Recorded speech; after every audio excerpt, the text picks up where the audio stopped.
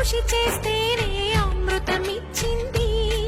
అవరోధాల దీవుల్లో ఆనంద నిధి ఉన్నది. కష్టాల వారధి దాటిన వారికి సొంతమవుతుంది.